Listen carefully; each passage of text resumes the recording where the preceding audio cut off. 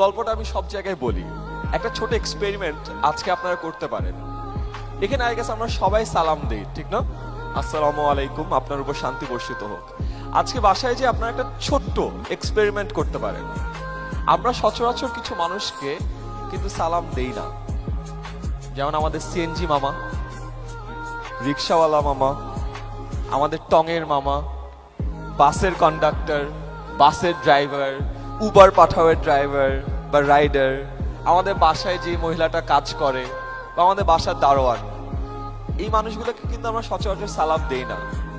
আজকে বাসায় যে একটা ছোট কাজ করেন, আপনার দারোয়ান কিন্তু আপনাকে প্রতিদিন সালাম দেয়, ঢুকতে সালাম দেয়, বেরোতে সালাম দেয়, যে সালাম স্যার, সালাম স্যার, সালাম স্যার। আমরা কিন্তু অনেক সময় তার সালামের উত্তর নেওয়ারও প্রয়োজন বোধ করি না, তাই না? আজকে ছোট্ট একটা কাজ করেন, বাসায় যে আপনার দারোয়ানকে আপনি সুন্দর করে একটা সালাম দেন, যে আসসালামু আলাইকুম মামা, কেমন আছেন? এবং মজার ব্যাপার হলো আপনি অবাক হয়ে তাকিয়ে থাকবেন যে আপনার দারোয়ান অবাক হয়ে গেছে। তার কারণ হলো এই যে ছোট্ট একটা কাজ আপনি করলেন, এটা তার সাথে আগে কেউ করেনি, এবং এটার কারণে সে আপনার জন্য সবকিছু করতে পারবে। আমার বাসায় যে কাজ করে যে মহিলা, তাকে আমি অলওয়েজ আন্টি বলি, কখনো বুয়া বলে ডাকি না। সেই কারণে নতুন বুয়া আসলে ঝামেলা হয়ে যায়। আমি দরজা খুললাম, খুলে বললাম আসসালামু আলাইকুম আন্টি, কেমন আছেন? বুয়া তো অবাক, হাতের মনে আমায় চিনতে পারেননি। বাট আমি যখন প্রতিদিন তাকে সালাম দিই, সে বুঝে যে আমি তার জন্যই তাকে সালাম দিচ্ছি। এবং বিভিন্ন নাটক সিনেমায় দেখায় না যে তোমার জন্য হৃদয় দিয়ে দিব, এটা হয় না আসলে। উপরে যারা বসে আছো, মানে আসলে হয় না। সো এই মানুষগুলো তোমার জন্য সব দিয়ে দিতে পারে। এবং এটা আমি কিভাবে শিখেছি জানো? একবার আমি ঢাকা ইউনিভার্সিটিতে একটা ইভেন্টে ছিলাম, আসরের নামাজের সময় হয়ে যায়। সো আমি জাস্ট দৌড় দিয়ে যাই এফবিএস এর মসজিদ, ফ্যাকাল্টি অফ বিজনেস স্টাডিজ মসজিদে নামাজ পড়ে আবার দৌড় দিয়ে বের হচ্ছে।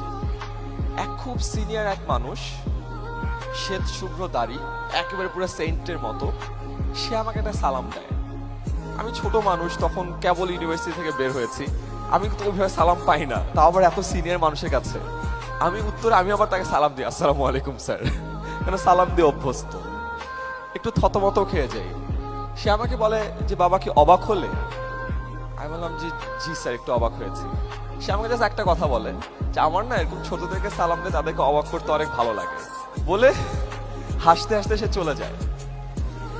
2 বছর পর, পুরো 2 বছর পর আমি একটা জিনিস অনুধাবন করেছি।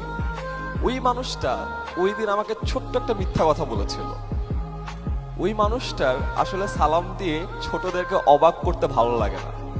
ওই মানুষটা আমাকে ওই দিন একটা জিনিস শিখিয়েছিল, যে সালাম ছোট হও বড় হও সবাইকেই দেয়া যায়, এবং সম্মান সবারই প্রাপ্য।